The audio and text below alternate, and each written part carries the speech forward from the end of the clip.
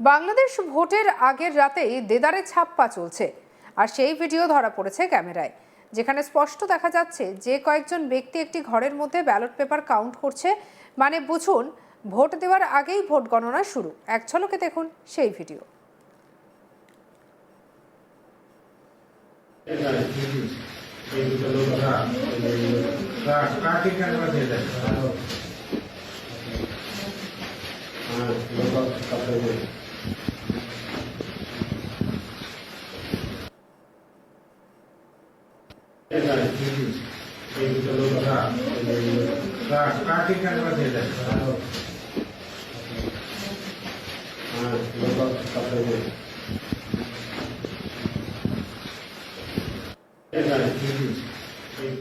বাংলাদেশ জাতীয় সংসদের ৩০০ আসনের মধ্যে ২৯৯টিতে নির্বাচন হবে। একই সঙ্গে হবে জুলাই সনদ নিয়ে গণভোটও।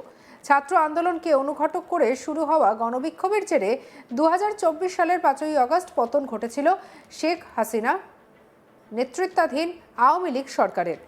হাসিনা তার দেশ ছেড়ে ভারতে আশ্রয় নিয়েছেন, আর এদিকে ক্ষমতায় বসেছিল নোবেলজয়ী মোহাম্মদ ইউনূসের নেতৃত্বাধীন অন্তর্বর্তী সরকার। ১৮ মাস মোহাম্মদ ইউনূসের নেতৃত্বাধীন অন্তর্বর্তীকালীন সরকারের আওতায় থাকার পরে এখন দেখার হাসিনার গদিতে কাকে বসান ওপার বাংলার মানুষেরা।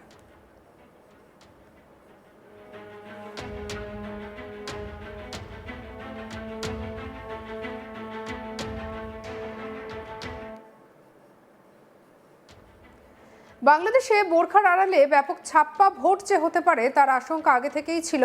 বোরখায় উদ্বিগ্ন ছিল সেখানকার অন্যতম প্রধান রাজনৈতিক দল বিএনপি। আর এই পরিস্থিতিতে নির্বাচন কমিশনের কাছে বিএনপি তরফে দাবি জানানো হয়েছিল বুথের মধ্যে যেন বোরখা পরিহিত মহিলাদের মুখ দেখে ভোট কেন্দ্রে প্রবেশ করতে দেওয়া হয়। জানা গিয়েছে, ভোটের প্রাক্কালে গোটা বাংলাদেশে ব্যাপকভাবে বেড়ে গিয়েছে বোরখার বিক্রি। শুধু তাই নয়, পুলিশের ভুয়ো পোশাক বানানোর অর্ডার এসছে বহু দোকানে।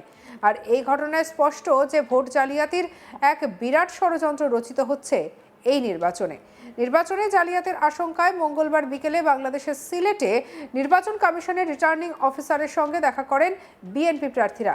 তাদের অনুরোধ ছিল বোরখা পরিহিত মহিলা ভোটারদের মুখ দেখার পরেই যেন তাদেরকে নির্বাচন কেন্দ্রে প্রবেশ করতে দেওয়া হয়। শুধু তাই নয়, বিএনপি নেতারা আরও বলেন যে সীমান্তবর্তী অনেক কেন্দ্র রয়েছে যেখানে যাতায়াতের ব্যবস্থা নেই। সেই সব অঞ্চলে ব্যালট বক্স ছিনতাই হতে পারে এমন আশঙ্কাও রয়েছে, যার জেরে বুথে বুথে নিরাপত্তা রক্ষীর সংখ্যা বাড়ানোর কথাও শোনা গিয়েছে।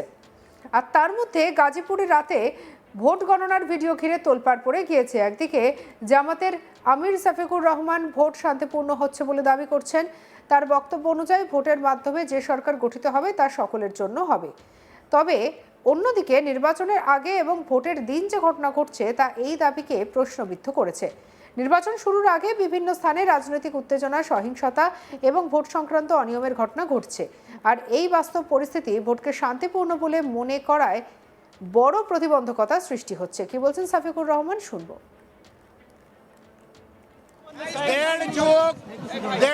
দেশবাসী কোনো ভোট দিতে পারে নাই, আমিও পারি নাই। 2014 সাল, 18 সাল, 24 সাল জেলেই ছিলাম, ভোট দেওয়ার সুযোগ হয় নাই। এই তিনটা ভোট হারানোর পরে আজকে আলহামদুলিল্লাহ আল্লাহ তাআলা আমাদেরকে ভোট দেওয়ার সুযোগ দিয়েছেন। আমি মহান রব্বুল আলমিনের শুকরিয়া আদায় করি। আল্লাহ তাআলা এই ভোটের মাধ্যমে বাংলাদেশে একটা নতুন অধ্যায়ের সূচনা করে দিন, সেটা দোয়া করি। আমি বিশ্বাস করি, শুধু আমি না, বিশেষ করে যুব সমাজ যারা জীবনে একটা ভোটও দিতে পারে নাই, আজকের এই ভোটটার জন্য তারা বড় অপেক্ষায় ছিল। এই ভোটটা শান্তিপূর্ণ হোক, সুষ্ঠু হোক, সন্ত্রাস মুক্ত হোক, দখল মুক্ত হোক এবং সবার কাছে গ্রহণযোগ্য হোক, এটা আমরা দোয়া করি। এই ভোটের মাধ্যমে আগামীতে এমন সরকার গঠিত হোক যেই সরকার কোনো ব্যক্তি, পরিবার, দলের হবে না, বরঞ্চ যে সরকার হবে 18 কোটি মানুষের, জনগণের সরকার। আমরা সেই সরকার গঠনের ব্যাপারে আশাবাদী। আপনারা আমাদের জন্য দোয়া করবেন। আজকে এই ভোট দিয়ে আমরা এখান থেকে শুরু করলাম, পরবর্তী পর্যায়ে অন্যান্য কেন্দ্রেও যাব, একটু দেখব। আমি আপনাদের সকলের সহযোগিতা চাই। দেশ আমাদের সকলের, এই দেশটা গড়তে হবে সকলে মিলে, হাতে হাত মিলিয়ে। মিডিয়া একটা গুরুত্বপূর্ণ ভূমিকা থাকে, এটা জানেন যে মিডিয়া সমাজের চতুর্থ স্তম্ভ। এই চতুর্থ স্তম্ভকে আমরা দেশ গড়ার কাজে আমাদের পাশে চাই। আপনারা আশা করি আমাদের জন্য দোয়া করবেন।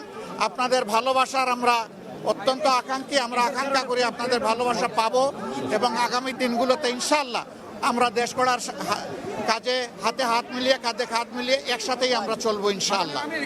মাননীয় আমির, কোনো ধরনের শঙ্কা কি আছে এই ভোট নিয়ে এখন পর্যন্ত? কি আমি তো কেবল আসলাম, এ কেন্দ্রে এসে ভোটটা দিলাম, এখন বাকি কেন্দ্রগুলো দেখব, সারা দেশের খবর নেব।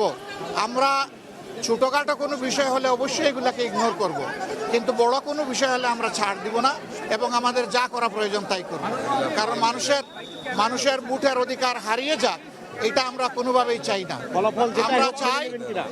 আমরা চাই সুষ্ঠু ভোটের মাধ্যমে রেজাল্ট যেটা হবে সেইটা, ভোট যখন সুষ্ঠু হবে, নিরপেক্ষ হবে, সেই রেজাল্ট আমরাও মানবো, অন্যদেরকেও মানতে হবে। এটাই গণতন্ত্রের সৌন্দর্য। আমরা এটা চাই, আপনারা দোয়া করবেন। আজকের ভোটের আবারও সাফল্য কামনা করে সারা দেশবাসী প্রত্যেকটা ভোট শান্তিপূর্ণভাবে, নিরাপদে, নিঃশঙ্ক চিত্তে যাতে সবাই দিতে পারে, নারী পুরুষ সবাই মিলে। এই জন্য আমি সকলের প্রতি আহ্বান জানাচ্ছি, সবাই আসুন, যার যার ঘর থেকে বেরিয়ে এসে নিজের অধিকার প্রয়োগ করুন এবং রাষ্ট্র গঠনের আপনি গর্বিত অংশীদার হন এবং আপনার দায়িত্বটাও আপনি পালন করুন। সবাইকে ধন্যবাদ। অনেক জায়গায় টাকা সহ ধরা পড়ছে, এটা কি আপনারা ষড়যন্ত্র অংশ মনে করছেন নাকি আপনারা ভোট দিয়ে প্রভাবিত করার চেষ্টা করছেন ভোটে? আপনাদের মিডিয়া এক ধরনের নিউজ সবাই পরিবেশন করে না। মিডিয়ার মধ্যেও একই নিউজ ভিন্নভাবে পরিবেশন হচ্ছে। কেউ যদি অপরাধ করে থাকে, সে আমি হলেও আমি এই অপরাধের বিপক্ষে, কিন্তু অপরাধ নয় সেইটাকে আবার জোর করে অপরাধ বানানো, সেটা আরেকটা বড় অপরাধ। তো সেটা আছে, আমাদের এখানে মেল প্র্যাকটিস আছে।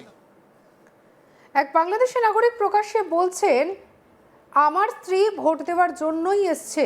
আমরা প্রথম রিকশার থেকে স্লিপ নিয়েছি, নেওয়ার পরে ওখানে যাওয়ার পরে ওখান থেকে বলছে যে এই নম্বর ঠিক নয়।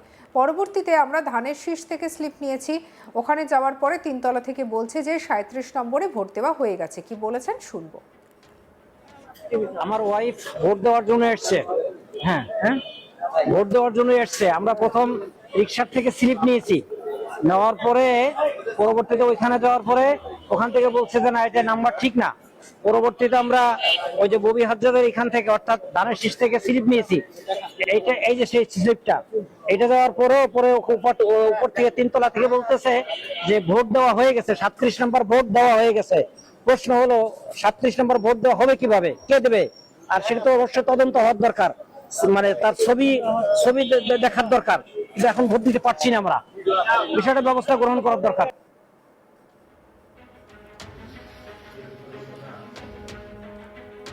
অন্যদিকে নারায়ণগঞ্জে ভোটের রিগিংয়ের ছবিও সামনে এসছে। স্বাভাবিকভাবে এরকম বিভিন্ন ধরনের ঘটনা প্রশ্ন তুলেছে, আদৌ কি ভোট শান্তিপূর্ণ হচ্ছে বা ফ্রি ফেয়ার হচ্ছে? সঙ্গে রাখুন আজ তাক বাংলাকে, সাবস্ক্রাইব করতে ভুলবেন না।